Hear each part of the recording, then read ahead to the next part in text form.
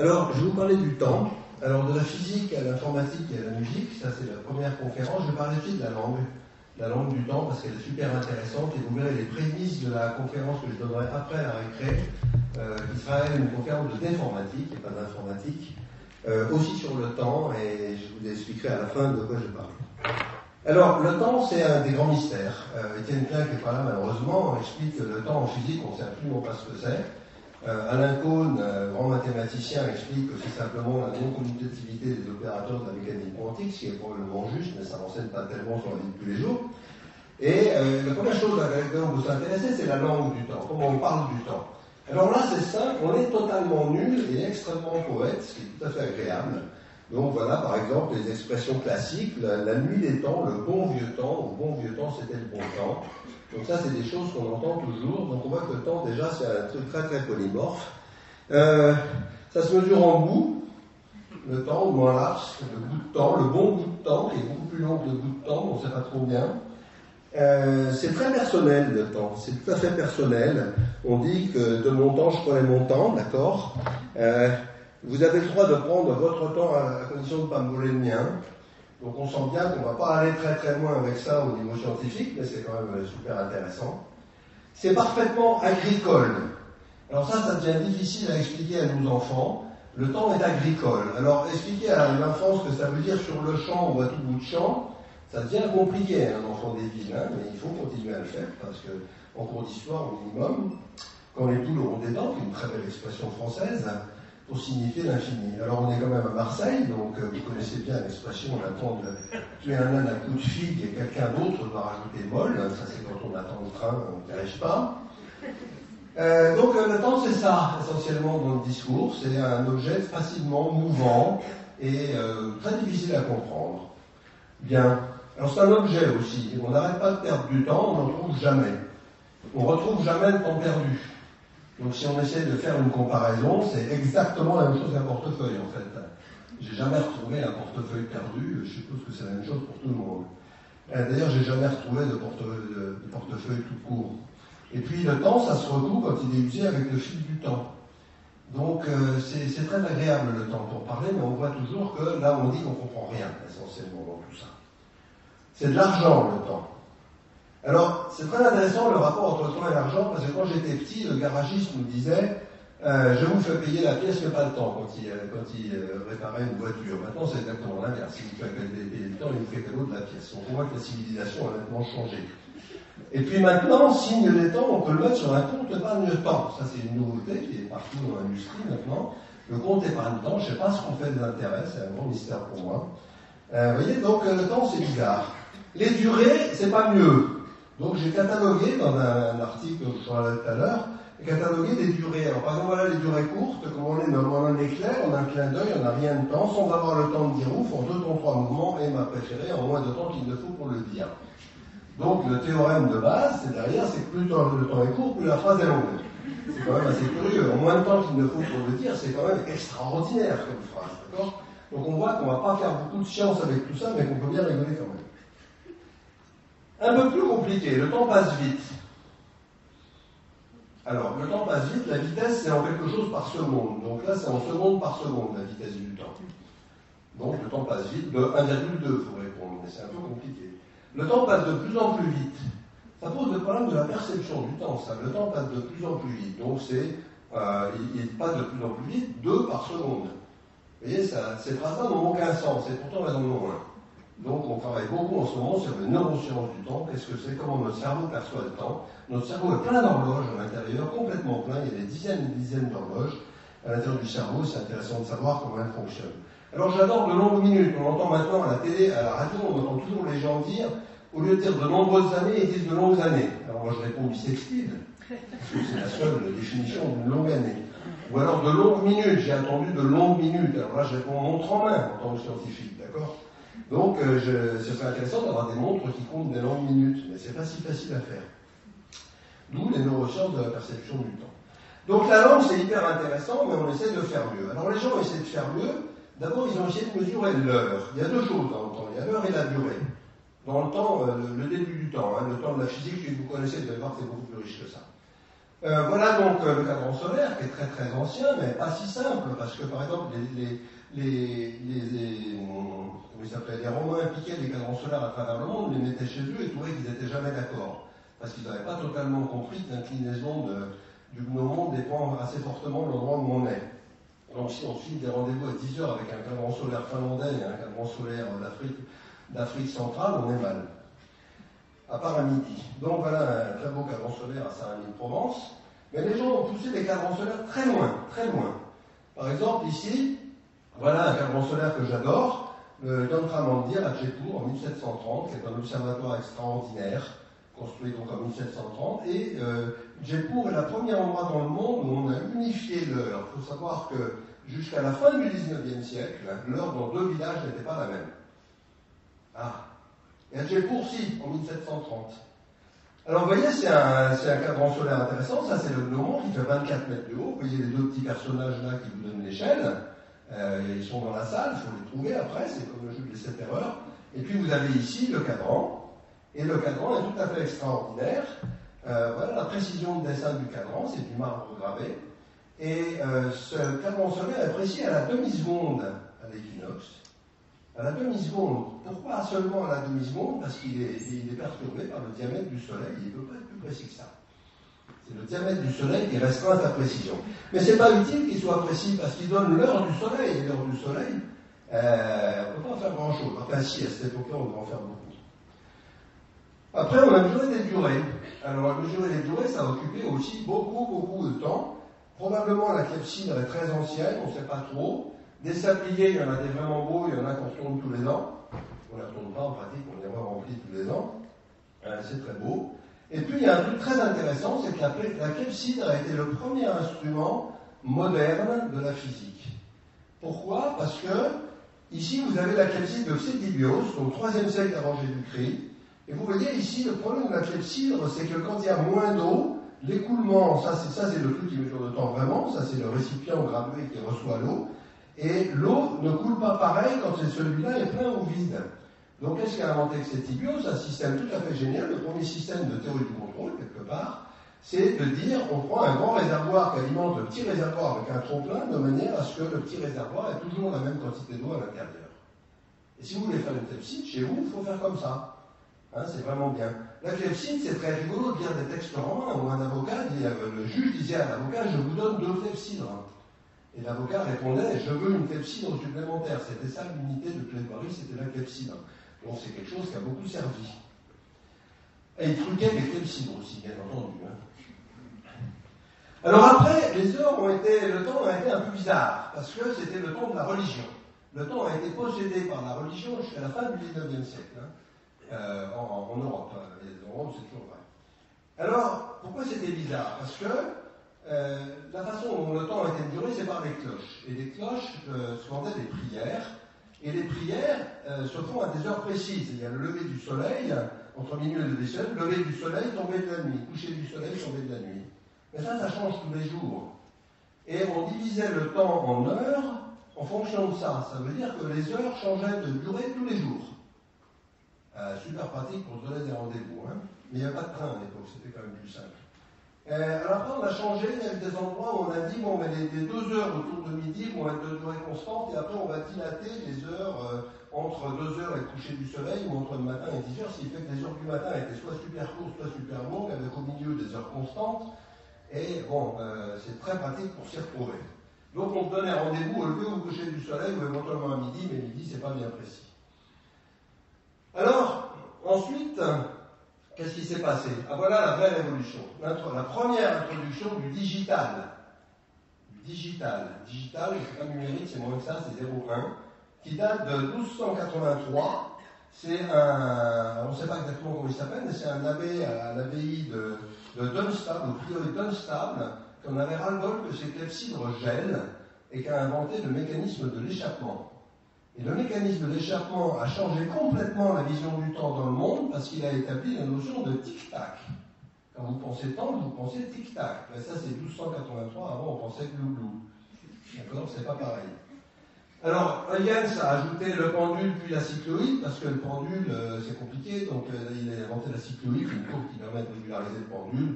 c'est super, en 1694, et les pendules ont commencé à être précises, mais pas trop, parce que les frottements, ils ne savaient pas bien les gérer. Mais voilà la chose. Alors on a fait des pendules. Alors j'adore les pendules. Voilà, vous avez ici des horloges, une très vieille horloge de Venise. Ça c'est l'horloge des Doges, donc du palais des Doges à Venise, qui est très très belle. Et vous voyez, cette horloge-là, elle est quand même spéciale. Le zéro est horizontal. Et il y a une seule aiguille qui fait le tour en 24 heures. Donc on n'est plus habitué, mais c'est très pratique quand on a besoin d'être précis. Et ça permet de savoir lire un peu moins, surtout. Après, on a ces horloges très sophistiquées. Puis celle-là, c'est celle de Prague. Et l'horloge de Prague est un petit miracle avec des automates, un peu comme la cathédrale de Strasbourg. C'est des choses absolument magnifiques.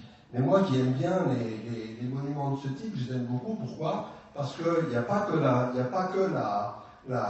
l'horloge à prendre en photo. Il y a aussi, et ça je préfère de beaucoup, les touristes en train de prendre l'horloge en photo qui sont vraiment absolument adorables. Ce jour-là, on a été assez bien servi. Vous voyez, ça c'est la sortie des automates à Prague. Il faut absolument aller à cet endroit-là si on veut s'amuser.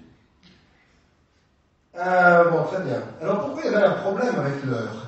Eh bien, le problème est apparu à la traversée des mers, quand les mers ont commencé à être conquises, et qu'on savait très bien trouver la latitude en fonction de la hauteur du soleil à midi. La hauteur du soleil à midi, c'est un maximum, donc il suffit de monter, puis quand ça bouge plus, c'est ça. Et on ne savait pas trouver la longitude, et pour trouver la longitude, il faut connaître le temps, précisément, à la seconde. Une seconde égale 400 mètres d'erreur. Donc à l'époque, on ne savait pas, il y a des récits absolument horribles d'un bateau pris dans la tempête au Cap Horn, et qui est remonté le long du Chili au bout de 50 jours avec déjà 2 tiers de l'équipage mort, et qui s'est retrouvé à la hauteur de l'île Juan je ne sais plus quoi, et là ils ne savaient pas s'il fallait aller à droite ou à gauche. Donc ils sont partis à gauche, ils ont continué, ils ont dit ça ne va pas être là, parce qu'ils n'avaient pas la longitude. Alors après ils ont fait un demi-tour, ils sont là, ils sont tombés sur les côtes du Chili, ils ont dit c'était pas bon. Ils sont repartis à gauche, ils sont arrivés, je pense qu'ils étaient même pas une douzaine vivants à l'arrivée, juste parce qu'ils n'avaient pas la longitude. Mais surtout, il y a eu les Scilly, 2 novembre 1707, mauvaise estimation de longitude, les bateaux phares les bateaux amiraux de la marine anglaise coulent au Scilly, et l'amirauté lance un grand prix de 20 000 livres à qui saura trouver l'heure avec un écart de moins de 2000 entre l'Angleterre et les États-Unis. Alors ça va faire un combat absolument terrifiant qui n'est pas de l'ordre de la science, entre 2 genres de gens, les scientifiques qui essayent de reprendre la méthode de Galilée avec les satellites de Jupiter et les mouvements de la Lune et tout, et un charpentier, John Harrison, qui va faire une première horloge qu'on peut voir à Greenwich, qui a été cassée volontairement par les scientifiques. John Harrison a été persécuté pendant 70 ans, 60 ans, par les scientifiques qui ne supportaient pas qu'un charpentier fasse mieux qu'eux. Mais John Harrison a fini par gagner plus ou moins avec le chronomètre H5 qui est là et qui dérive de 1 tiers par jour, 1 tiers de seconde par jour. Alors sa victoire n'a pas été vraiment admise, mais il a eu la plus grande satisfaction parce que le capitaine Cook, quand il a fait son tour du monde, a dit « Officiellement, j'utilise la méthode des savants, mais heureusement, je suis sauvé par le chronomètre de Harrison. » Pourquoi les scientifiques n'ont pas toujours raison pour les charpentiers. Bien. Après, on a fait des choses absolument magnifiques, comme le tourbillon Breguet. Breguet est un grand horloger français. Vous voyez le système ici qui tourne sur lui-même en permanence pour que les frottements soient répartis. C'est-à-dire que si vous avez le bras comme ça, les axes de votre montre vont les utiliser toujours pareil. Et le tourbillon Breguet, ça fait tourner. Il y a eu tout un tas de choses, de montres mécaniques, ça existe toujours. Vous pouvez acheter ça. Ça vaut les yeux de la tête, mais ça se vend encore. Après, on s'est aperçu qu'il fallait être beaucoup plus précis que les montres encore. Et là, voilà un accident de train très célèbre qui a relancé une autre quête de l'heure. Donc, de train, il y avait un des conducteurs de train dont la montre ralentissait, il a pensé qu'il passerait, il n'y avait pas de signaux, il n'y avait pas de signalisation, voie unique. Et les 2 trains, ça a fait ça. Je vous mets juste le texte, c'est pas la peine de le lire. Et ça a fait 14 morts et beaucoup de blessés. Donc c'était un problème extrêmement sérieux, qui n'a été résolu que très tard. Il a été résolu à l'invention du télégraphe, déjà, qui a permis de transmettre l'heure, donc dans les années 1860, a permis de transmettre l'heure. 1860, c'est il n'y a pas longtemps. Et les fuseaux horaires, c'est de 1890, je ne sais plus la date exacte, c'est la décision que en France, les villes allaient avoir la même heure, en Angleterre, les villes allaient avoir la même heure. Alors c'est compliqué, en Angleterre il avait Nice, puis après devant la protestation des villages qui refusaient d'être à l'heure de Londres, ça a été enlevé, puis ça a remis, c'est un peu comme l'écotaxe, ça a mis du temps à se faire. Et puis après on a inventé dans les années 50 des horloges atomiques au césium, et puis de maintenant des horloges atomiques de plus en plus précises, elles sont tellement précises on vérifie la relativité générale en mettant deux horloges côte à côte, c'est des petites boîtes, hein. En mettant deux horloges côte à côte, elles sont précises à 10-17 à l'heure actuelle. Donc 10-17, ça veut dire 100 millions de milliards. Hein. Et quand on en soulève une de 30 cm, elle dérive par rapport à l'autre parce que la gravité n'est pas la même si vous montez de 30 cm et vous vérifiez la relativité générale d'Einstein. Vous ne la vérifiez pas, vous l'observez. La vérifiez pour être plus précis que ça. Et donc maintenant, le temps est défini par les horloges atomiques. Alors il y a beaucoup de temps. Hein. Ça, je ne vais pas en parler. Les temps coordonnés, c'est des choses très compliquées. Il y a plein de temps différents sur la Terre et dans l'espace. Mais bon, vous avez un temps, en gros, le temps qu'il y a sur votre téléphone est très très précis. Et on sait mesurer le temps de façon extrêmement précise. À tel point que l'horloge parlante est devenue atomique. Ça, les gens ne savent pas que l'horloge parlante est devenue atomique. Voilà l'horloge parlante, vous savez, vous avez tous connu l'horloge parlante, le quatrième top, il sera exactement. C'était cette bestiole-là avec des disques et tout ça. Et puis après, maintenant, c'est Marie-Sylvie Bert, dont je vais vous faire entendre la voix quand même.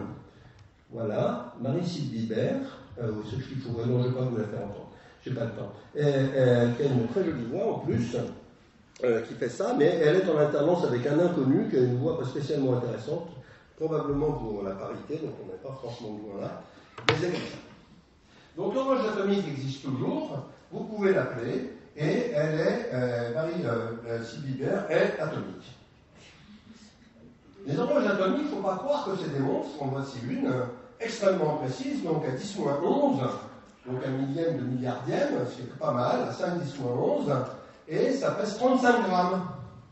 Ça, c'est une horloge atomique qu'on peut mettre dans un train, dans un avion, dans ce qu'on veut. Donc maintenant, c'est des bestioles tout à fait extraordinaires. Donc avec ça, on va mesurer le temps très précisément. Et c'est pas ça qui va nous rendre contents. Nous, en informatique, on a des besoins beaucoup plus considérables que ça. On va voir pourquoi. Parce que c'est la notion de temps même qu'il va falloir remettre en cause. Donc je vais vous parler du temps et des événements informatiques. Alors, la gestion du temps et des événements, c'est essentiel maintenant. Quand vous volez dans un avion, comprendre le temps, réagir en temps voulu, ça s'appelle des systèmes temps réel, c'est essentiel. Les bases de données aussi. Google fait des bases de données mondialement réparties, avec des dizaines de copies dans le monde. Et quand vous dites quelle était la valeur de telle information à la milliseconde près, eh bien, quelle que soit la copie que vous appelez dans le monde, vous aurez la même réponse. Et ça, c'est tout nouveau, ça a quelques années. Et ça veut dire que tous vos temps, toutes vos montres, tous vos ordinateurs à l'heure actuelle sont synchronisés. Alors, si vous faites rien que vous branchez sur le Wi-Fi ou des trucs comme ça, vous synchronisez à peu près à 2-3 millisecondes. On peut faire mieux, on peut synchroniser à la microseconde ou à quelques picosecondes, ce qu'on fait au CERN, par exemple sur les accélérateurs de particules. Mais, vous ne le savez peut-être pas, mais dès que vous branchez votre ordinateur, il va chercher un réseau et il va se synchroniser avec l'ensemble des ordinateurs du monde, avec ce qu'on appelle des protocoles qui sont très très sophistiqués. Pour ceux qui connaissent un peu l'informatique, ça s'appelle NTP et PTP. Et ce sont des très intéressants, ce sont des protocoles développés collaborativement par beaucoup de chercheurs du monde entier. Et c'est très très fondamental pour beaucoup d'applications, en particulier quand on fait le transfert de fichiers. Si vous voulez savoir quelle est la nouvelle version qui est sur votre cloud là-bas, si les machines ne sont pas à l'heure, vous ne saurez jamais. Et ça va faire n'importe quoi. Donc l'heure est maintenant connue en informatique. Mais vous allez voir qu'on veut des choses beaucoup plus riches. Pour les systèmes embarqués temps réel, les avions par exemple, les circuits et systèmes sur puce, donc moi j'ai travaillé beaucoup là-dessus, sur les bases de données, la simulation de systèmes physiques, vous savez que les avions, on ne fait plus de maquettes, les avions volent en simulation, entièrement. Le premier vol d'un avion est sur maquette, le deuxième vol aussi, et quand il vole, c'est à peu près qu'il est fini. J'avais demandé à un ingénieur d'Airbus, quand la 380 avait été décollée, la 380 a beaucoup été fait avec nos technologies, comment s'était comporté l'avion, et il m'a dit très bien, il est presque conforme au simulateur. C'est quand même assez rigolo. Et d'ailleurs, des fois, on me demande s'il faut changer l'avion ou le simulateur, c'est pas complètement évident. C'est pas les mêmes simulateurs que je vous parlais Bertrand. Les neurosciences, parce que notre cerveau est plein d'horloges, j'en ai déjà parlé. Alors je vais en parler dans les systèmes embarqués un petit peu, pour voir quel est le problème. Le système embarqué, c'est quoi? Alors c'est pas forcément des tablettes ou tout ça, ça ne m'intéresse pas du tout. C'est des avions, des appareils photo, des voitures, des télévisions, des choses comme ça, dans lesquelles le temps compte. Quand vous regardez un film, quand vous écoutez un son, c'est à 44 000 fois par seconde, et si vous perdez un échantillon sur les 44 000 d'une seconde, vous entendez tac. Mais c'est fort, hein. À la vidéo, vous voyez rien, vous perdez 3 images de suite, votre cerveau s'en fout complètement, mais l'oreille, c'est pas du tout comme ça. Donc c'est sérieux. Quand vous conduisez une voiture, quand vous appuyez sur le frein, vous n'avez pas envie que l'ordinateur vous dise « Attends, je suis occupé à autre chose, je verrai bien après. » Il faut être sérieux. Voilà. Alors au XXe siècle, c'était pas trop compliqué, donc ça c'est des choses qu'on maîtrise assez bien maintenant. On avait des choses individuelles, les freins, la direction, le contrôle moteur, etc., qui étaient des fonctions très déterministes, c'est-à-dire on sait ce que ça fait exactement, c'est simple. Et puis maintenant, quand vous avez 80 ordinateurs dans une voiture, je pense que si on en enlevait 65, ça ne fera pas de mal, c'est beaucoup plus compliqué, parce que vous avez des fonctions qui sont contrôlées par plusieurs ordinateurs, qui n'ont pas forcément le même temps, et donc ça c'est un très gros problème, très difficile, si jamais un avion. Et puis vous avez la conduite automatique de la voiture, avec des tas de choses qu'observe dans tous les sens, vous savez que ça se fait maintenant. Et puis tout ça, c'est couplé au GPS, c'est connecté à Internet. Donc on va jouer avec une variété de temps beaucoup plus grande. Alors, comment font les mathématiciens? Les mathématiciens, ils ont une vision très naïve du monde, comme d'habitude, et ils ont bien raison, c'est pour ça que ça marche. Ils nous disent, on a la droite réelle, de moins l'infini à plus l'infini. Le temps, ça s'appelle t. Si ça ne s'appelle pas t, c'est que vous n'êtes pas mathématicien. Et puis les petits écarts de temps, ça s'appelle delta. Et puis voilà. Pas de problème, qui vous donne les intervalles de temps qui peuvent être fermés, qui peuvent être ouverts, c'est-à-dire qu'on met les bouts ou pas. Et puis vous avez des événements qui ont des dates qui sont des temps, et deux événements qui sont à la même date, c'est la simultanéité. Donc ça c'est un modèle qui va être très bon pour la physique classique, pour la physique newtonienne, qui va marcher beaucoup plus mal en physique relativiste, parce qu'il va être plus compliqué, mais il est un peu de même nature, et qui ne va pas marcher du tout pour l'informatique. Il y a une raison très simple, c'est que les nombres réels, c'est les seuls trucs qui n'existent pas. Je ne sais pas pourquoi il s'appelle réel, parce que vous ne verrez jamais un nombre réel. Ça ne peut juste pas exister, c'est pas calculable. Enfin, il n'y en a pratiquement aucun qui est calculable. Donc, c'est pas des objets très sympathiques pour l'informatique. Et nous, on n'aime pas beaucoup les nombres réels. C'est une très belle abstraction, mais on ne sait pas. D'ailleurs, quand on discute avec les physiciens, moi, je leur dis, il est continu le monde où il est discret. Bon, en général, de plus en plus, c'est au monde où il est discret. Bon, les réels, c'est une bonne approximation du discret. Bien. Mais enfin, ils ne sont pas très formels. Et vous voyez, il y a le passé, le futur, et puis, comme disait, pour comprendre qu'on a des problèmes avec le temps, j'aime beaucoup la phrase du chat qui dit, dans le passé, il y avait plus de futur que maintenant. Donc ça, c'est une bonne façon de comprendre l'infini. La notion d'infini, se poser des questions par rapport à l'infini. Et sur la causalité, je vais en parler après. Alors, le temps peut aussi être discret. On peut dire qu'avec les tic-tac, on a introduit le temps discret. Le tic-tac a l'avantage de virer les nombres réels. On ne mesure plus que des tics et des tacs. Vous allez voir ça en pataphysique tout à l'heure, qu'est-ce qu'on fait avec les tics et les tacs?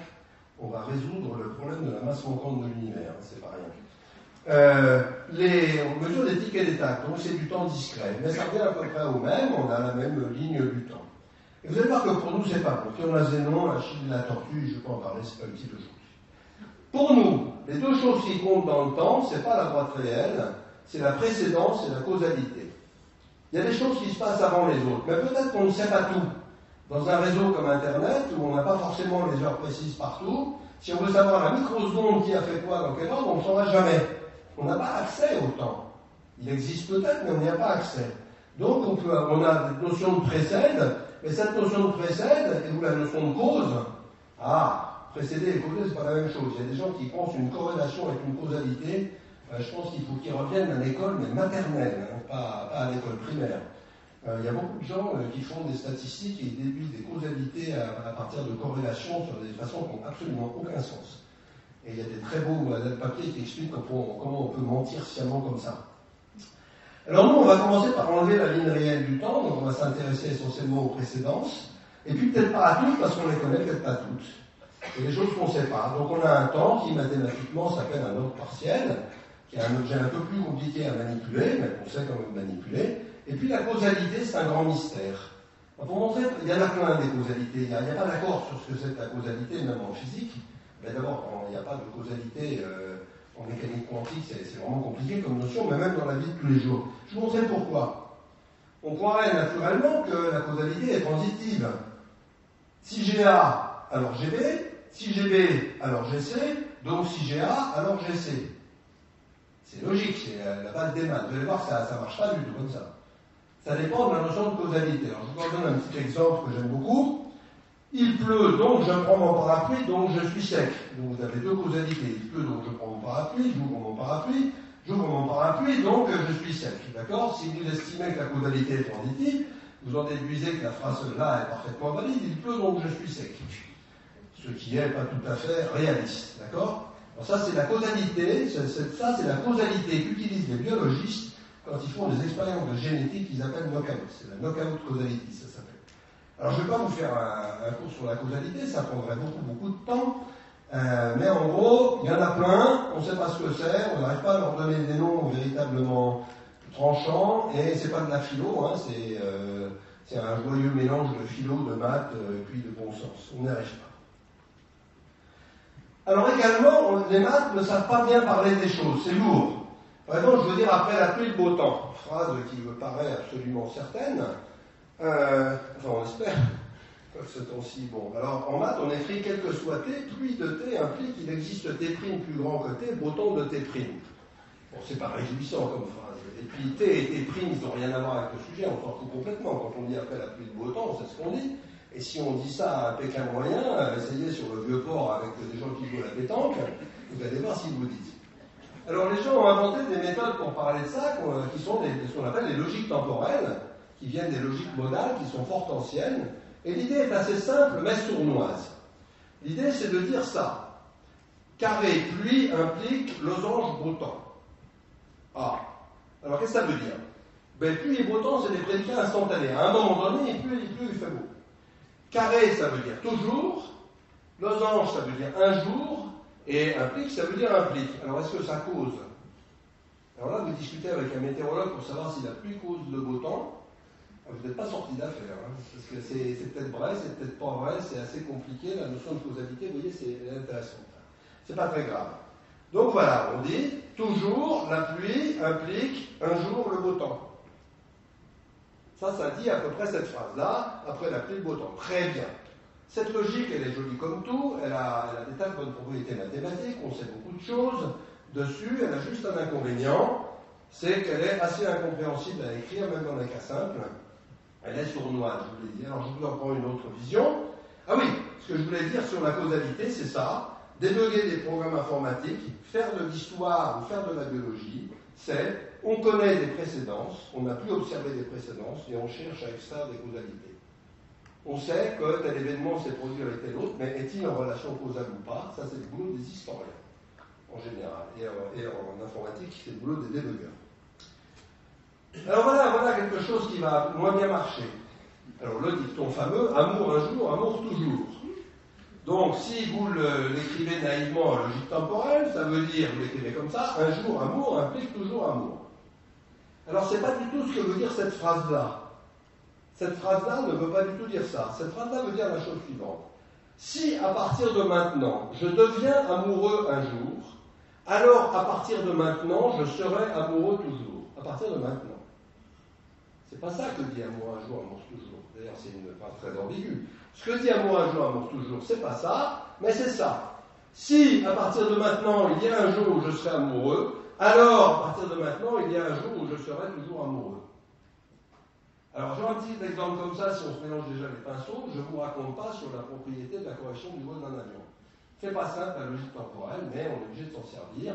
Après, il faut regarder les cours de cette année pour comprendre qu'est-ce qui va se passer avec tout ça. Mais tout ça supposait une vision du temps linéaire. Mais le temps, il n'est pas linéaire, il est au moins conique, parce que dans le temps, on connaît le passé, mais on ne connaît pas l'avenir. Et nous, on va raisonner sur l'avenir, hypothétiquement. Donc l'avenir, c'est le cône des possibilités. Donc on va dire, sachant que j'ai déjà fait A, si je fais B, j'aurai C, mais si je fais D, j'aurai E. Ça, c'est pas une bonne façon de raisonner le temps linéaire, ça marche pas.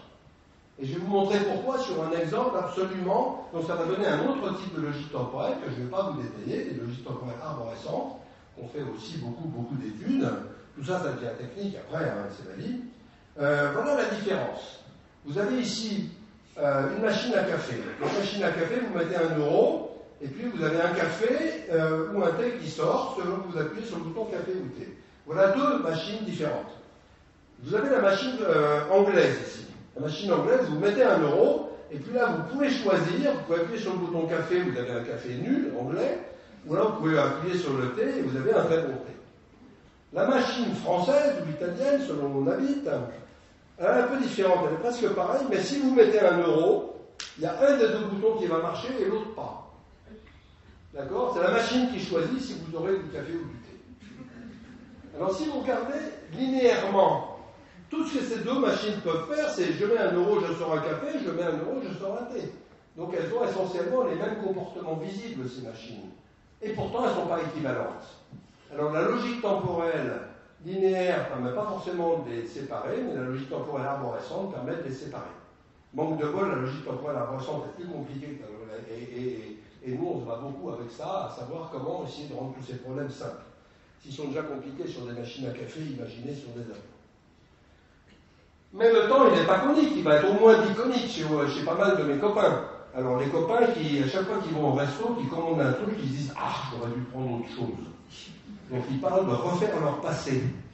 D'accord? Si j'avais su. La phrase « si j'avais su » vous rend le temps absolument biconique. Ok? Si j'avais su, j'aurais dû faire A' au lieu de A, j'aurais eu C. Ça pourrit bien la vie, ce genre de raisonnement, mais ça existe. Et vous remarquerez que quand on parle du temps dans le langage, on met toujours le présent au milieu. On pourrait raisonner globalement sur les événements, globalement, ça peut se faire.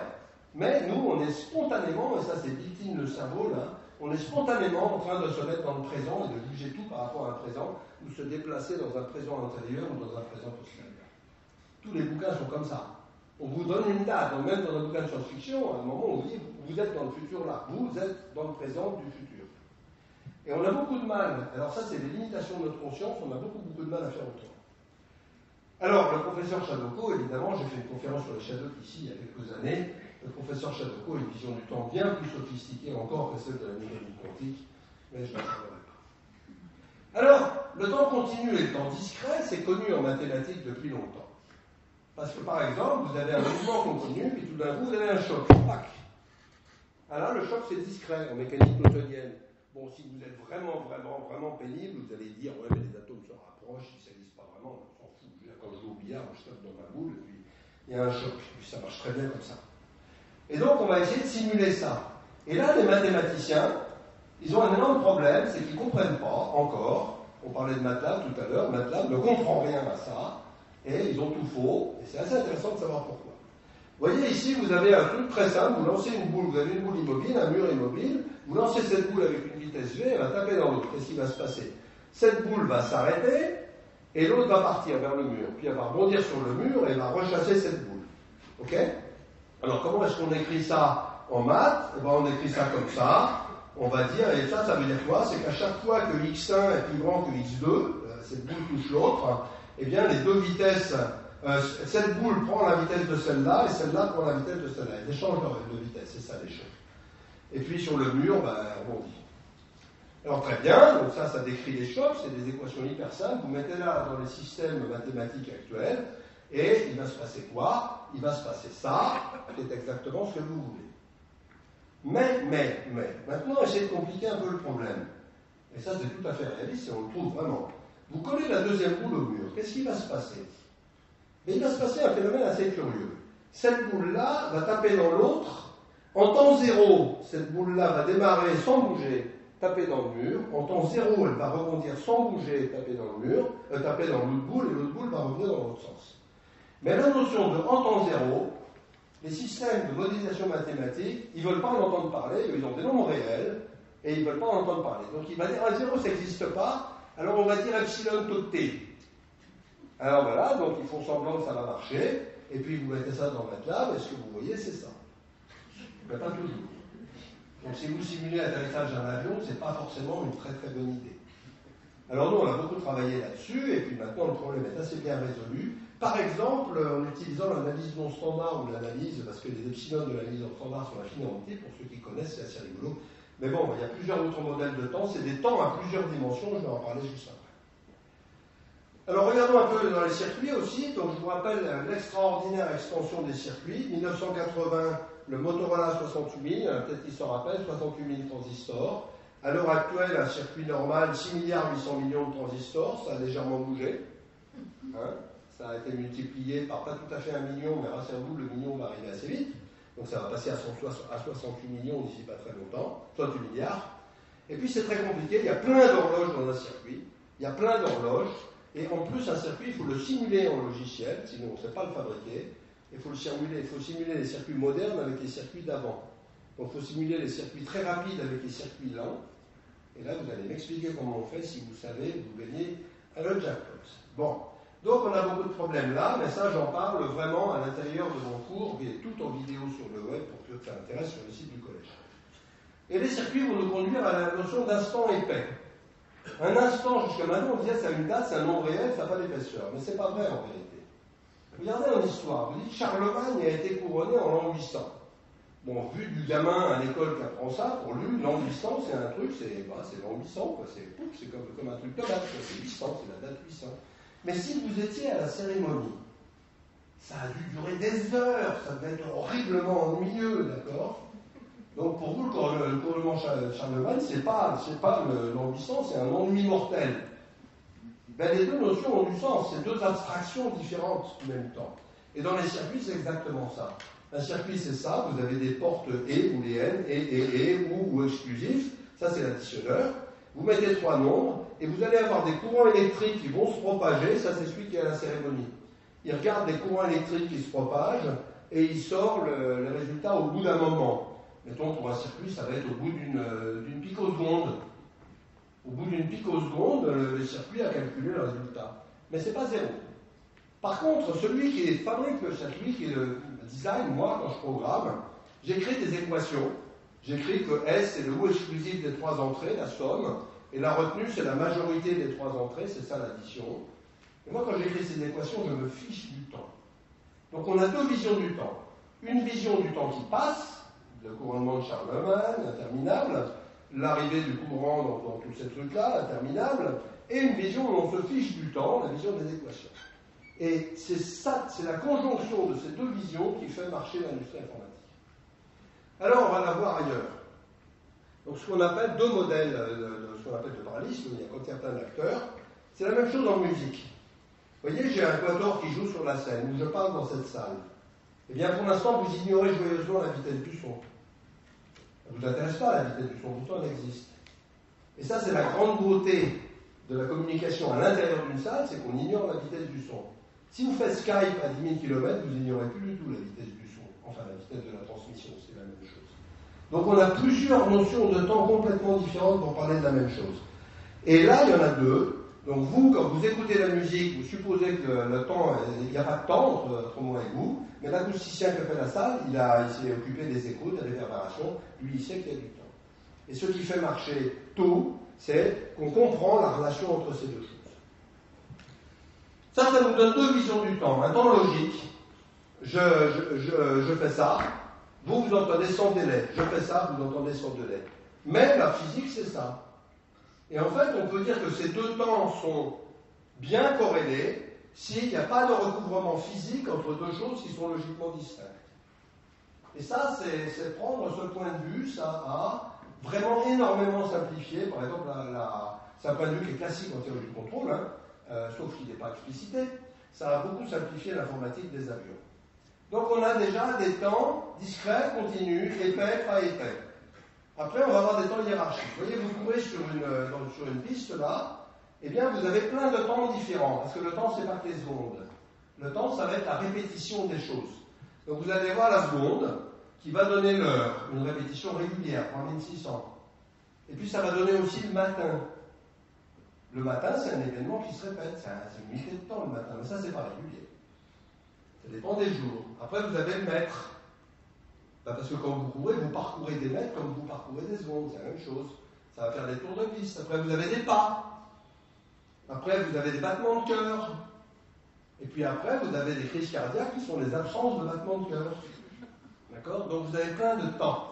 Et par exemple, ce qu'on a fait nous dans le langage gestérel, qui maintenant sert avec ses collègues lustres de Grenoble surtout, quand vous montez dans un avion, pensez à nous, c'est tout fait avec ce que je vais vous raconter là. Voilà, donc maintenant voilà comment on programme avec le temps. Donc si vous connaissez un langage de programmation, vous ne reconnaîtrez rien.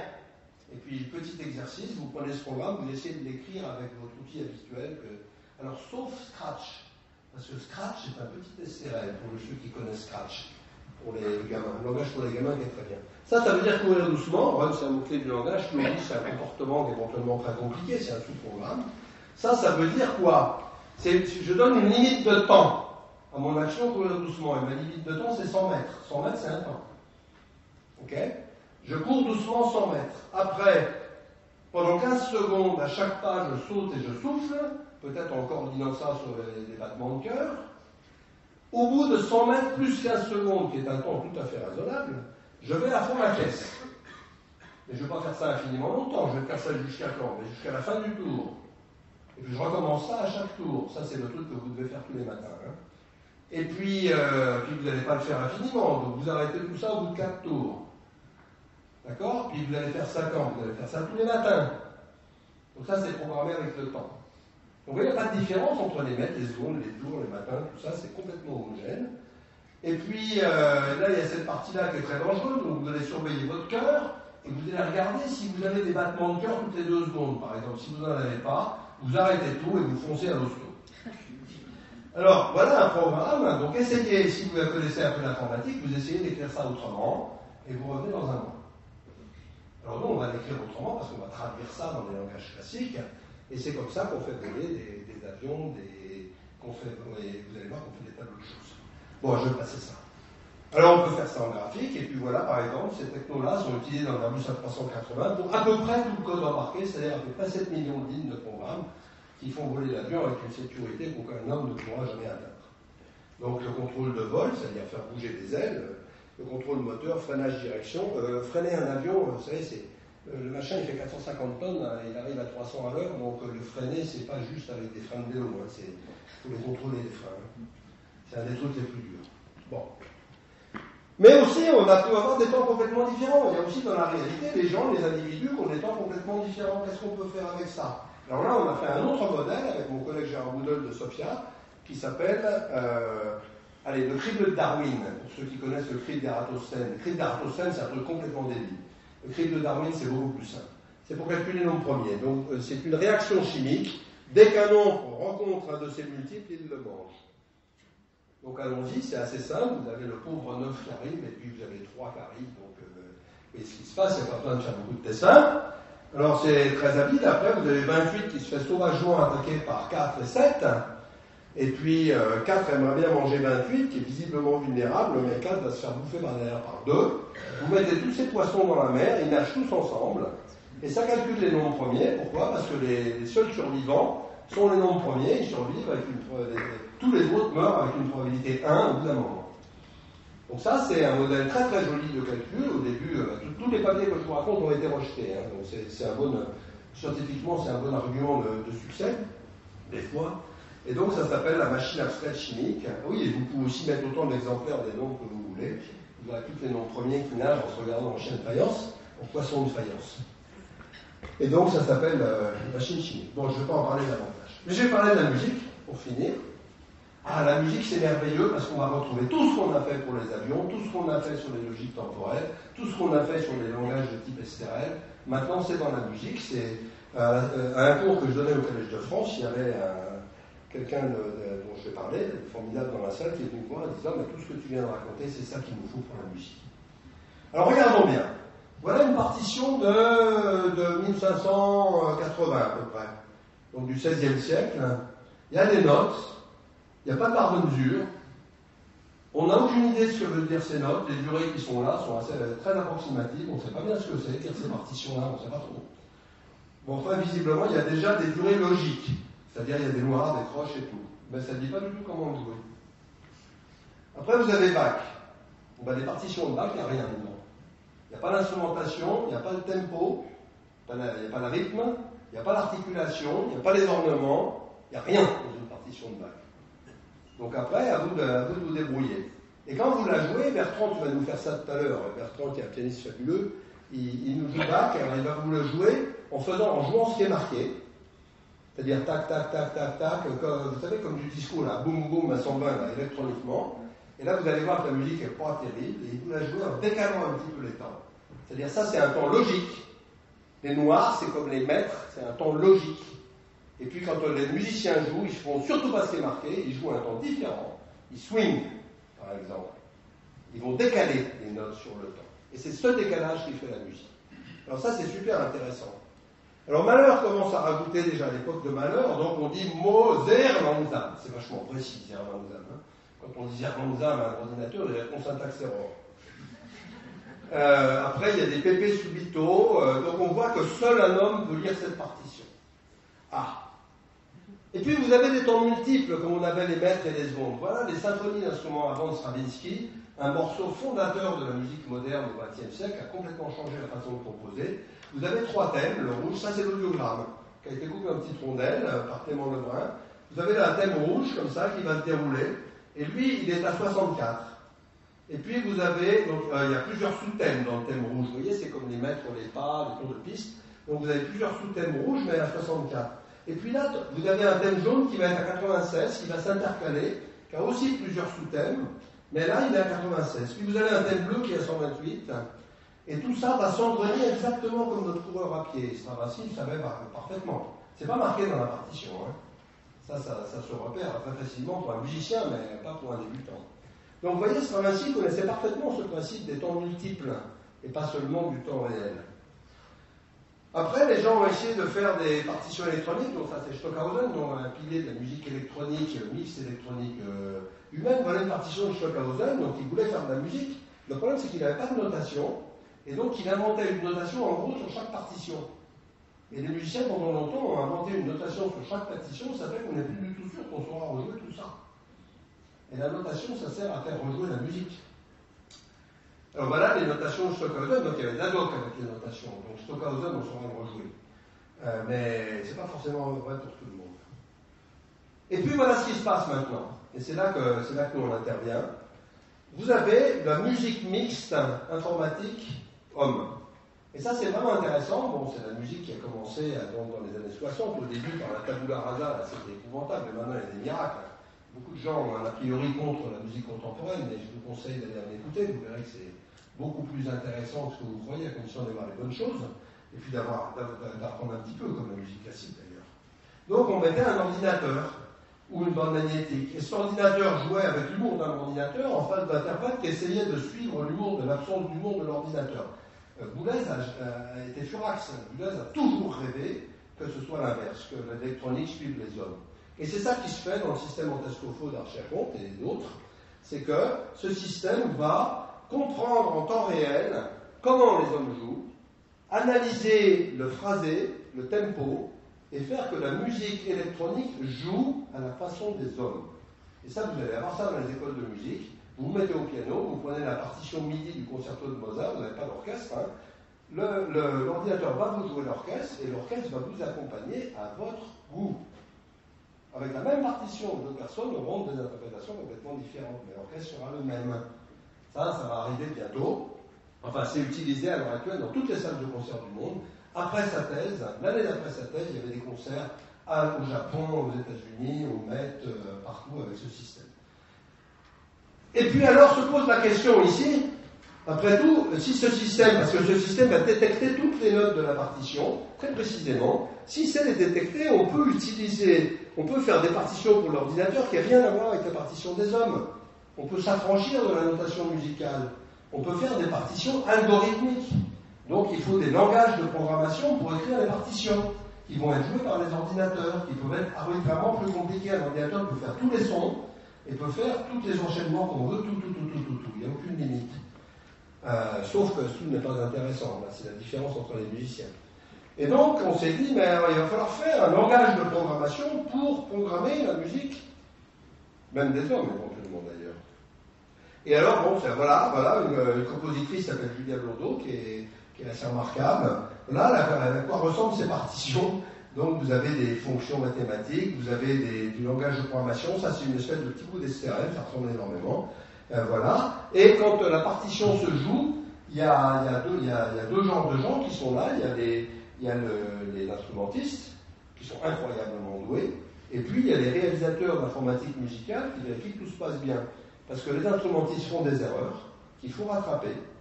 The show must go on. Quand un instrumentiste se plante, le système en Tescofo ne va pas trouver la note qu'il est censé jouer, mais il y a des stratégies extrêmement chiadées de rattrapage qui sont à peu près celles qu'on avait mises au point pour les mêmes problèmes dans les avions. Et donc la musique des avions, c'est la même chose, c'est pas évident. Et puis, les partitions, c'est encore plus compliqué maintenant parce qu'on va spatialiser le son. C'est-à-dire, le son, maintenant, on peut le mettre où on veut dans la pièce en 3D. Dans la salle de concert d'Aircam, on met le son en 3D où on veut, et donc on peut jouer énormément avec ça, avec des sons mobiles. Et donc, dans la partition, il y a aussi de l'espace maintenant. Et puis, voilà ce qui se passe pour le réalisateur en informatique musicale, le RIM, qui était l'ex-ingénieur du son, sauf que c'est plus du tout un ingénieur du son, c'est un compositeur qui essaye de comprendre si tout se passe bien et de récupérer toutes les bêtises des instrumentistes ou du système d'écoute. Et voilà ce qu'il voit sur son écran. Ça, c'est de la musique en temps réel. Et donc, c'est un sujet qui est en ce moment absolument fantastique et sur lequel on travaille beaucoup. Voilà. Alors, je vais arrêter là, poser quelques questions. Quelle est la relation précise entre électronique et logique?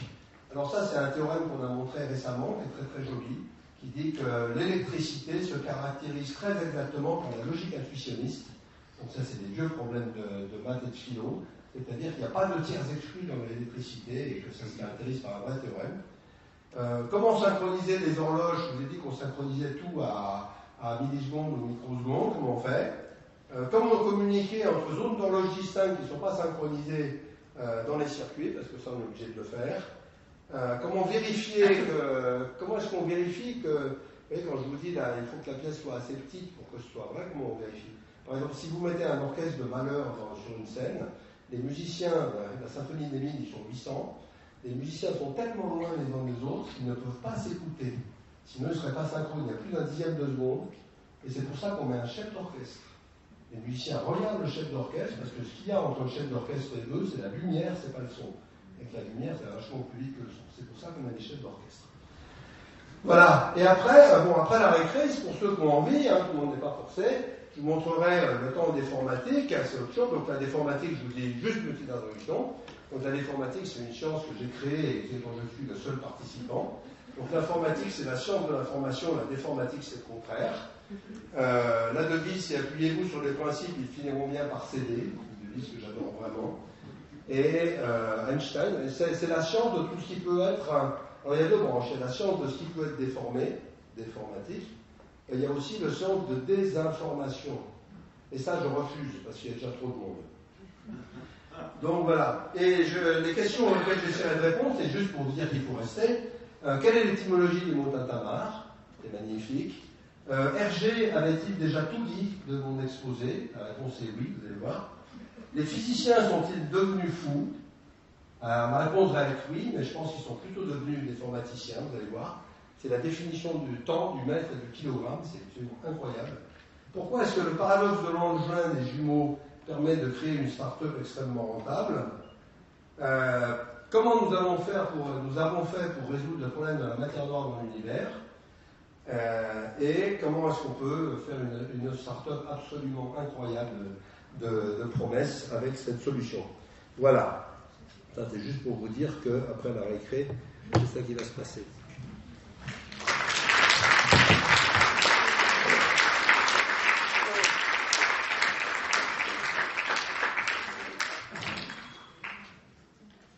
Voilà, c'est 5-6 minutes de récré. Ah non, il y a des questions. On peut poser des questions pendant la récré? Des questions.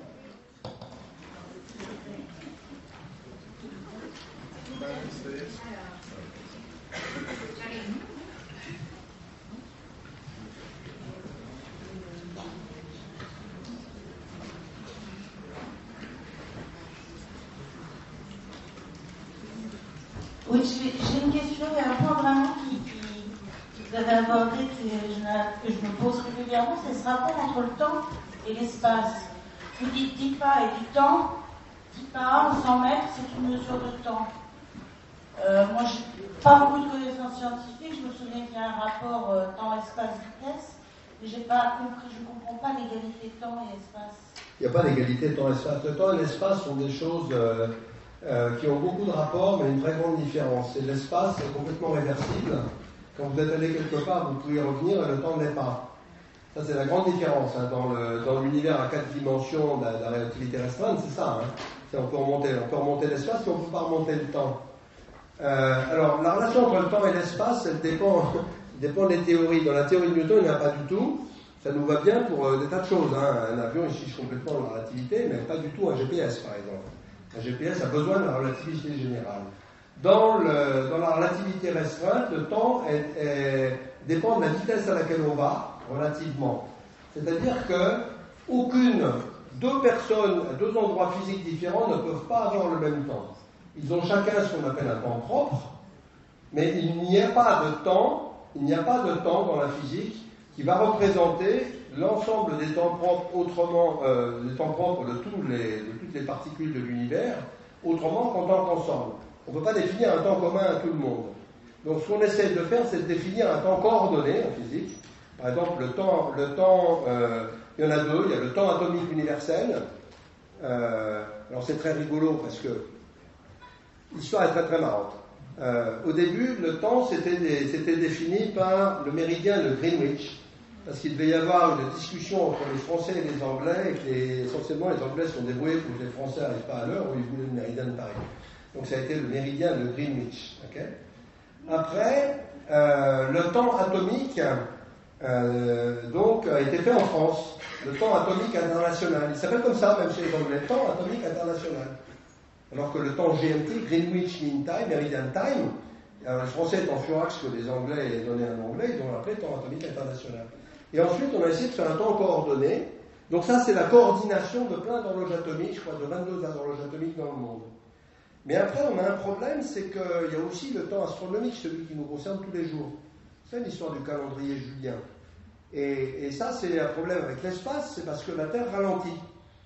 Et donc, par rapport au temps atomique international, la Terre va pas bien. Et donc, il y a un autre temps qu'on appelle le temps universel coordonné. Alors, celui-là, il s'appelle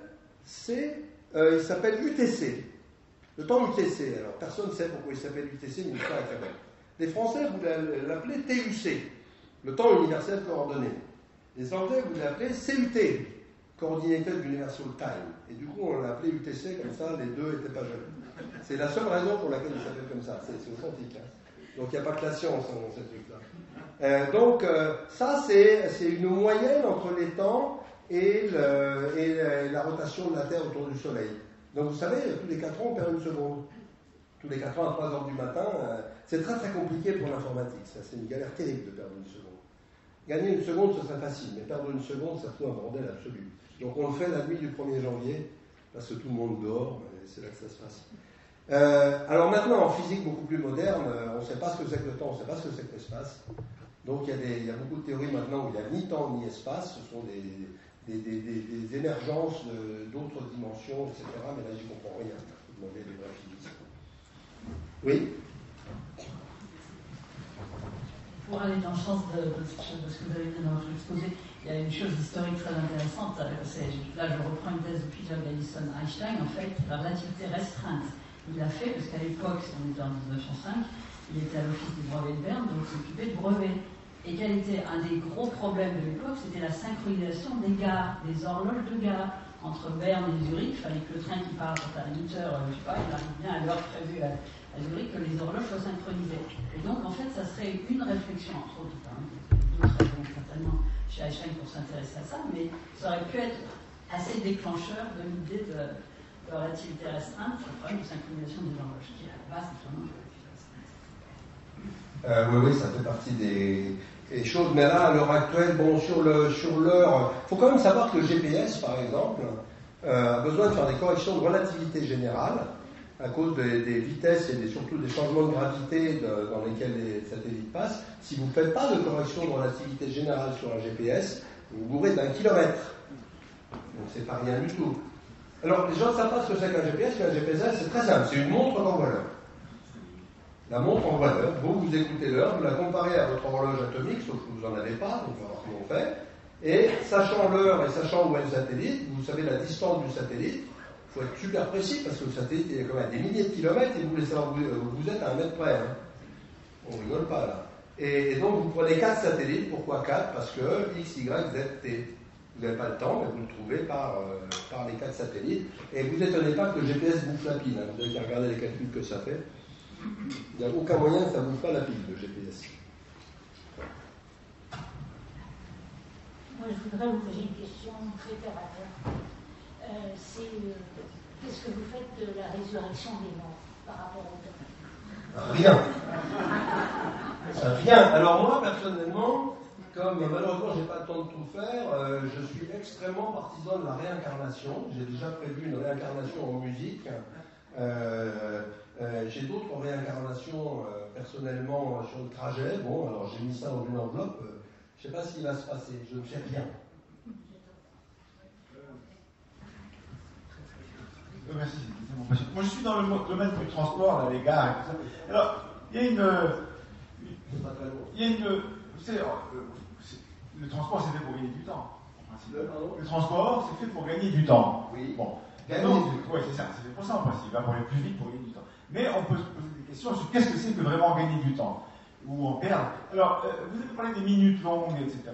Il y a une phrase que j'ai beaucoup aimée chez un écrivain italien qui s'appelle César Pavese, qui disait l'oisiveté fait les minutes lentes et les années rapides.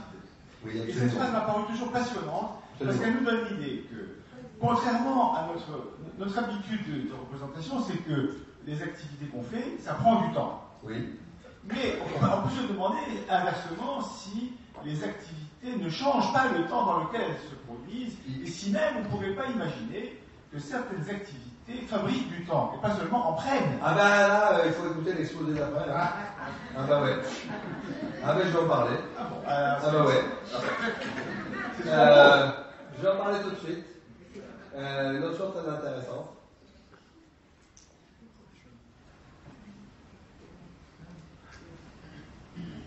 C'est la deuxième start-up dont je vais parler. Tu vas gagner beaucoup d'argent. Ouais. Bah, si vous voulez, on y va ou vous voulez. Allez, allons-y. Allons-y, vous allez voir, c'est assez sympa, hein, c'est moins fatigant. Alors voilà. Donc voilà. Alors, on va commencer par l'étymologie du mot Tintamarre. Elle est très intéressante. Tintamarre, c'est un mot que tout le monde connaît. Et vous avez une idée d'où il vient ? Alors, il a à voir avec le temps. C'est que dans le temps, on ne savait pas transporter le vin. Ça a toujours été un drame. Et à Paris, il y avait énormément de vignerons. C'était pas terrible parce qu'il n'était pas bien chaud à l'époque, dans le temps. Et il y avait beaucoup de vignerons. Et les vignerons étaient extrêmement syndiqués, vu que c'était les gens les plus importants. Il y avait deux syndicats très fondamentaux. Le syndicat des bâtisseurs de cathédrales. On fait croire aux enfants qu'ils étaient bénévoles, mais c'est pas du tout vrai. Si les cathédrales mettaient longtemps à se construire, c'est simplement parce que dès qu'ils n'étaient pas payés ou qu'ils étaient mieux payés ailleurs, ils filaient ailleurs. Hein. Et le syndicat des vignerons. Et le syndicat des vignerons avait établi des horaires de travail tout à fait précis. Et le problème, ils arrêtaient à midi en particulier pour manger, mais le problème c'est que midi, il n'y a aucun moyen de savoir ce que c'est. Parce que midi, ça veut dire que le soleil est arrivé en haut de sa course. Ah bah, vous y allez, vous. Hein. Alors, ça ne veut pas dire qu'il est au sud, parce que l'équation du temps où est le soleil à midi, c'est un truc tout à fait compliqué. Et donc, ils avaient pris une méthode tout à fait simple, c'est d'élire un chef, le chef du syndicat des vignerons, qui, lui, quand il décrétait que c'était midi, ou qu'il avait assez faim, ça revient au même, prenait un caillou et tapait sur le fer de sa bêche. Et sa bêche s'appelle la mare. Donc, il faisait tâter sa mare. Et les autres vignerons de Paris faisaient la même chose pour faire un relais avec le bruit, on va manger, et ça faisait un gigantesque tintamarre. Donc, vous voyez, l'heure et les mots, c'est profondément relié. Alors, Hergé avait-il tout inventé ? Ah oui, le calendrier, donc... Ah oui, il y a eu des calendriers remarquables. Bon, le calendrier pataphysique est très intéressant parce qu'il a des mois de 28 jours organisés de telle façon que tous les 13 soient des vendredis. Ça, c'est très fondamental en pataphysique. Et le calendrier, mais personne ne connaît trop le calendrier révolutionnaire de Laplace qui a été officiel en France entre 1793 et 1805, 12 ans.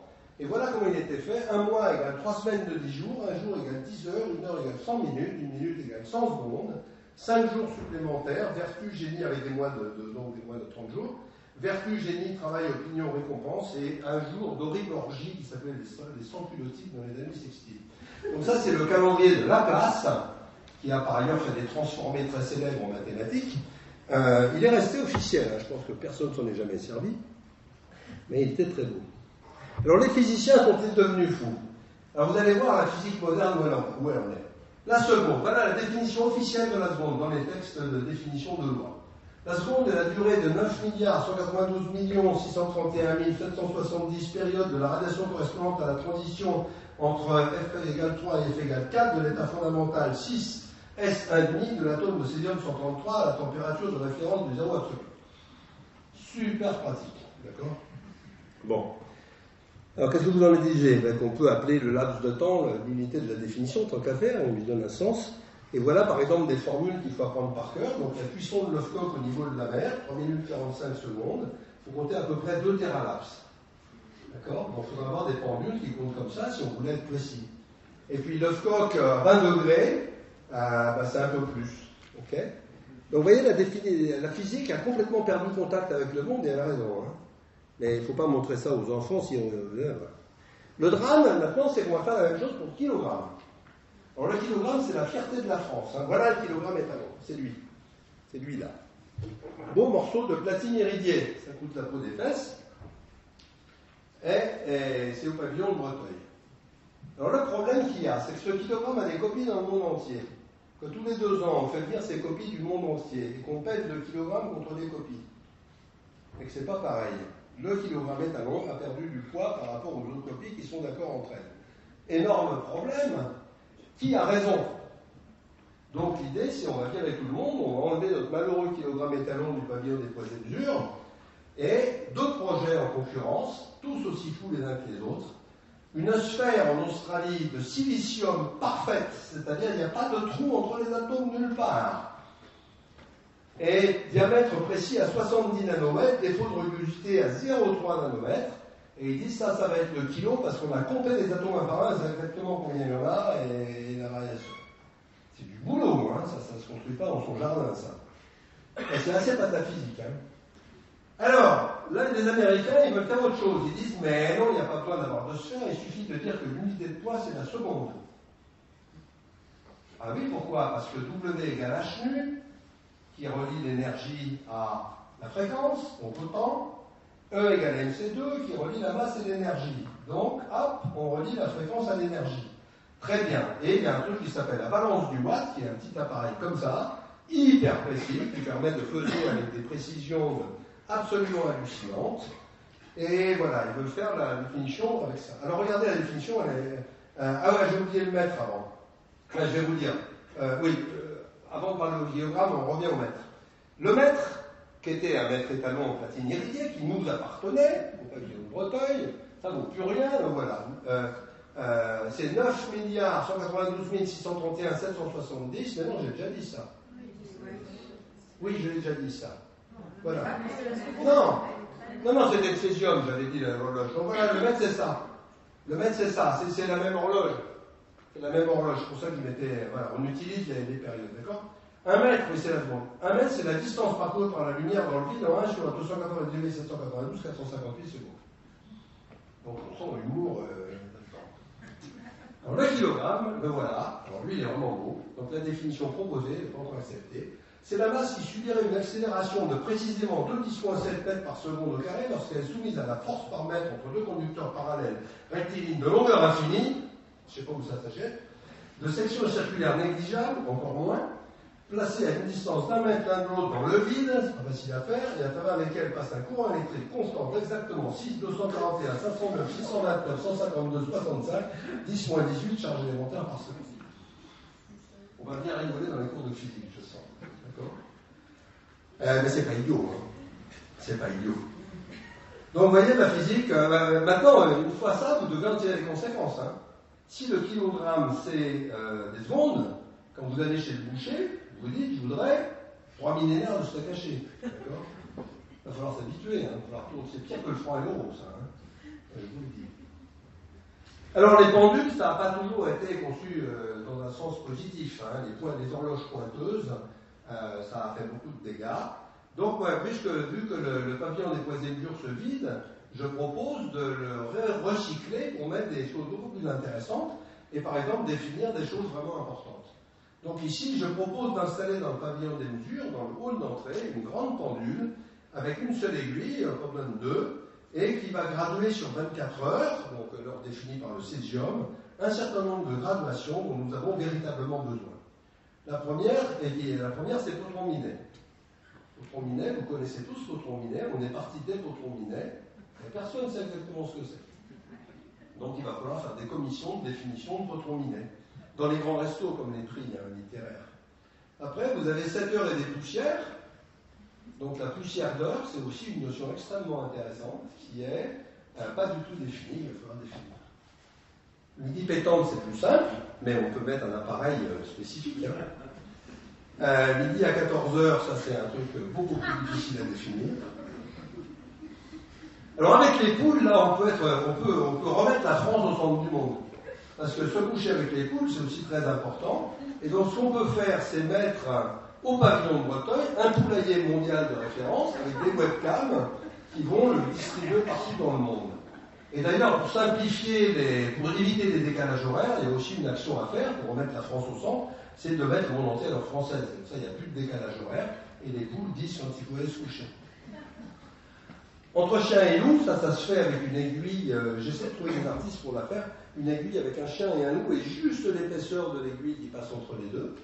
Vous voyez, entre chien et loup non plus, c'est une très belle expression qu'on ne connaît pas trop.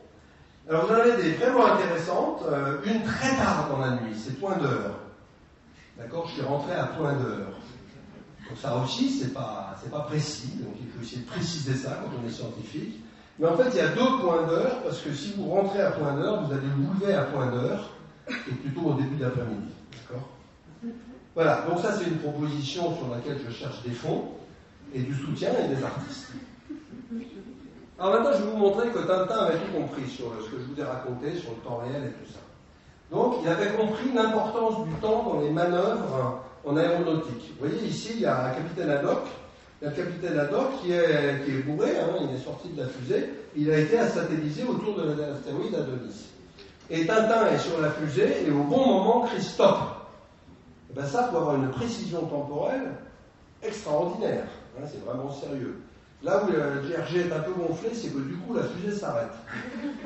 Et là, le GRG, il n'a pas tout compris à la mécanique, ou alors il y en a une différente. Alors ça, c'est sérieux. Alors, il avait très très bien compris l'importance des blocs de temps. Je ne vous ai pas raconté les blocs de temps, mais il y en a des très beaux. Par exemple, sur l'iPhone 4, quand Apple l'a sorti, au mois d'octobre après, très astucieusement, ils ont changé automatiquement l'heure d'été en heure d'hiver. Mais ils l'ont fait aussi sur les réveils. Donc ils ont décalé les réveils d'une heure aussi. Alors ça a été un très très mauvais plan. On peut regarder le nombre de millions de lettres d'injures qu'il y a sur le site d'Apple à ce sujet. Il y en a d'autres qui se sont faits comme ça. Le Zoom de Microsoft, qui était un concurrent de l'iPod, quand ils l'ont sorti, donc vendu à Noël, ils l'ont bien vendu. Au 1er janvier, à minuit, le truc s'est dit, oula, c'est une année bissextile ou pas? Personne n'avait jamais testé le code, il est parti en route, ils ont tous vidé leurs piles, ils sont tous morts en même temps. Et le Zoom est mort de ça. Donc voilà, RG savait qu'il y avait des blocs de temps. Vous voyez, le caporal Diaz s'est gouré d'1 heure, justement, à cause du décalage horaire qu'il n'avait pas vu, et craque. Et donc ça, c'est la préfiguration du bloc d'Apple. Bon, il y en a d'autres. La causalité. La causalité, on voit bien que Tintin, il avait bien compris la causalité et le passage du temps dans la causalité. Le passage du temps est représenté par la succession des choses. Et vous voyez, pan, ding, point d'interrogation, bravo de Chang. Et là, on voit bien que la causalité, en fait, il était gêné Tintin parce qu'il pouvait dessiner qu'une suite, alors que la causalité, elle est comme ça. Pan provoque ding, provoque ça, et ça c'est indépendant. Le fait qu'ils disent point d'interrogation et bravo de Chang. Donc, bon, c'est largement inspiré de ça, mais je ne vois pas du tout. Avec Paul Caspy, qui était l'inventeur de l'autre langage que vous avez dans l'avion, c'est beaucoup en lisant Tintin qu'on a inventé tout ça, c'est sûr. Le synchronisme, je vous ai dit, c'est très important en musique de jouer ensemble. Alors, Tintin était un expert absolu en synchronisme, parce qu'il y avait les Dupont. Les Dupont ont toujours été extrêmement synchrones. Donc, les exemples sont très très nombreux, j'en ai sorti quelques-uns. Et donc, Tintin avait compris l'importance du synchronisme pour les actions qui ont besoin d'être très coordonnées. Ça, c'est tout à fait intéressant. Ce que je disais sur la vibration en temps prévisible, vous voyez, la parole est une vibration, donc vous avez la castafiore qui chante, qui fait vibrer le micro, ce qui est quand même très fort, et puis vous voyez qu'ici, la question c'est de savoir, c'est la taille de la salle qui permet que pour l'auditeur, le piano et la chanteuse soient synchrones. Mais vous voyez quand même que ça ne suffit pas d'écouter et que Wagner, le pianiste, regarde la castafiore. Parce que c'est par le regard beaucoup que les musiciens communiquent. Les musiciens, pourquoi par le regard? Parce qu'avec les gestes, on peut anticiper. Quand ils font ça, pour dire qu'ils vont se retrouver, ils le font avant de se retrouver, les musiciens. Hergé a très bien compris ça. L'asynchronisme, les choses comme les poissons, là. Hergé avait très bien compris l'asynchronisme, les choses qui ne se passent pas ensemble. Ok, c'est dans les temples du soleil, absolument remarquable. Ah oui, le prix Turing a été donné à Leslie Lamport pour le traitement des algorithmes asynchrones, c'est assez fantastique comme travail de 2014. Bon, première start-up. Alors là, on va utiliser la relativité, justement. Donc, on va gagner des sous par la relativité. Donc, la start-up est très simple, elle s'appelle barbonzel.com. Donc, barbonzel.com, c'est quoi? C'est un barbon qui est amoureux d'une donzelle. Donc ça, c'est pas une histoire nouvelle, vous avez ça dans les bouquins du Moyen-Âge. Alors, le barbon est très amoureux de la donzelle, et la donzelle en a rien à foutre, pour tout dire. Et le barbon, quand même, se dit, la donzelle, elle est jeune, elle a plein d'amants et tout, mais bientôt, elle sera moins jeune, elle aura moins d'amants, et elle aura des besoins parce qu'elle aura tout claqué. Donc, l'idée, c'est qu'est-ce que je peux faire? Et donc, il prend contact avec barbonzel.com, il dit, on va vous envoyer faire un voyage en fusée autour d'Alpha du Centaure, comme dans le Voyageur du Langevin. Vous partez 1 heure à une vitesse proche de celle de la lumière. On sait faire ça avec SpaceX, la boîte américaine qui fait des fusées. Et quand vous revenez, eh bien la différence d'âge est gommée et la donzelle est devenue beaucoup plus accommodante, alors vous n'avez pas changé d'appel. D'accord? Alors comment la start-up se rémunère-t-elle? Alors ça c'est très malin. On dit au barbon, bon, mais de toute façon, vous allez partir sur 20 ans sur la terrestre, eh bien, on va placer votre argent. D'accord? Et nous, on garde des intérêts. Vous y perdez rien, et nous, on gagne des intérêts. Puis vous tombez en faillite au bout de 19 ans, histoire de simplifier le truc. Donc, vous voyez, ça, c'est une utilisation extrêmement positive de la relativité restreinte. Alors, la matière noire, ça, c'est plus subtil. Donc, il y a toute une série de découvertes physiques fondamentales qui font que le problème de la matière noire va devenir simple. Première découverte, le temps est particulaire. Ça, c'est pas du tout gênant en physique. Le temps est particulaire, la lumière est particulière, les atomes vous êtes particulières, comme des fous. Le temps est particulière, donc il y a une particule qui s'appelle le tanton. Et au lieu d'avoir un spin plus haut et bas comme l'électron, ou au lieu d'avoir un spin comme ont les photons, vous savez, qui va polariser et tout ça, vous avez 2 états possibles qui ne s'appellent pas des spins, qui s'appellent des tics et des tacs. Et donc les tantons, en fait, dès que vous les fabriquez, dès qu'ils se fabriquent, ils sont par 2, ensemble, il y a un tic et un tac, et quel est leur boulot? Leur boulot est extrêmement simple, c'est d'échanger. Ils font tic-tac, tic-tac, tic-tac, tous les laps de temps. Ok, donc tout ça est très très simple. Voilà. Mais seulement, la deuxième découverte, c'est que les tantons ont une durée de vie finie, ce qui est le cas pour, on ne sait pas pour toutes les particules, mais il y en a beaucoup dont on sait qu'elles ont une durée de vie finie. Vos protons, vos neutrons, ils ont une durée de vie finie, longue. Et donc, qu'est-ce qui se passe après? C'est que ça fait tic-tac, tic-tac, toc. Donc les tocs, c'est ça qu'on appelle des temps morts. Donc la particule de temps mort va peupler l'espace. Et la troisième découverte, c'est que le toc a une masse très faible, mais non nulle. Et donc, au fur et à mesure que les tantons font tic-tac, tic-tac, toc, l'univers va se remplir de cette masse très faible, mais non nulle. Donc, est-ce que vous pouvez en déduire que le problème est résolu et que la masse manquante de l'univers, c'est le poids des ans? D'accord? Ce qui est tout à fait logique. Et quand je raconte ça aux astrophysiciens, ils me disent « Ah, mais c'est pas si con ça !» Bon. Ah, mais alors, oui, 13,7 milliards d'années, notre univers, si vous comptez en laps de temps de césium, ça fait quand même un sacré paquet. Donc on espère qu'il nous en reste pas. Alors la dernière start-up, pour finir, donc ça s'appelle lapsago.com, ça va revenir à la question de tout à l'heure. Alors il se trouve que j'ai un ami qui s'appelle Claude Budin, qui est un merveilleux biologiste, c'est le premier homme qui a fabriqué du pétrole avec des algues, avec des micro-algues. Il travaille toujours là-dessus, il a 80 ans, mais il travaille toujours là-dessus, il est consultant dans toutes les boîtes qui font ça, et c'est aussi un grand métaphysicien. Et il a beaucoup bossé sur les micro-algues, donc fluorescentes, vertes, qui vont fabriquer des huiles. Alors, en fait, ça ne marche pas pour le pétrole, mais il fabrique industriellement des médicaments. Tout à fait sérieusement avec ça, et il y a une start-up à Bordeaux qui est très très forte pour fabriquer des médicaments avec des micro-algues et au soleil du glucose. Parce que c'est des machines de synthèse fabuleuses. Alors, en travaillant un peu avec des manipes génétiques modernes, on a réussi à transformer les micro-algues pour leur faire produire non pas du pétrole, mais quelque chose de beaucoup plus intéressant, c'est du temps. Et donc, qu'est-ce qu'elles font? Elles vont fabriquer essentiellement des tics et des tacs. Donc ça n'a pas été trivial, c'est breveté. Alors le problème, c'est que si vous fabriquez des tics et des tacs, le premier truc qu'ils vont faire, c'est très très vite de se mettre par deux et faire tic-tac, tic-tac. Donc il faut éviter ça. Donc on a développé un filtre spécial, un filtre qui s'appelle un passe-temps. Et ce filtre va permettre de trier les tics et les tacs et de les mettre dans des grands réservoirs. Et il faut qu'ils soient bien étanches. Hein. Là, ils ne se mélangent plus, donc le temps ne passe pas pour eux, c'est très bien. Et ensuite, vous allez faire comme pour les chaufferettes de randonnée. Vous savez, les machins, vous avez un truc avec deux liquides, et puis quand vous les déchirez, ça se met à chauffer vos petites menottes là. Ah, c'est super, donc on va faire exactement la même chose. On va les mettre dans des sacs plastiques étanches. Et puis sur ce sac, on va écrire 600 gigahertz, hein, ça veut dire 5 minutes. Déchirez ici. Et donc, si vous arrivez, vous êtes en retard pour votre train, vous prenez un sac plastique, ça vaut quand même assez cher. Vous prenez un sac plastique, et tac, vous gagnez 5 minutes. Et là où il faut faire attention, évidemment, c'est que tous ces sacs-là ont des durées de péremption, hein, qui sont celles des tics et des tacs qui sont dedans. Et donc, il faut les utiliser à une date précise que je devrais changer d'ailleurs, parce que celui-là, il est largement périmé. Voilà. Donc ça, je pense que c'est extrêmement intéressant.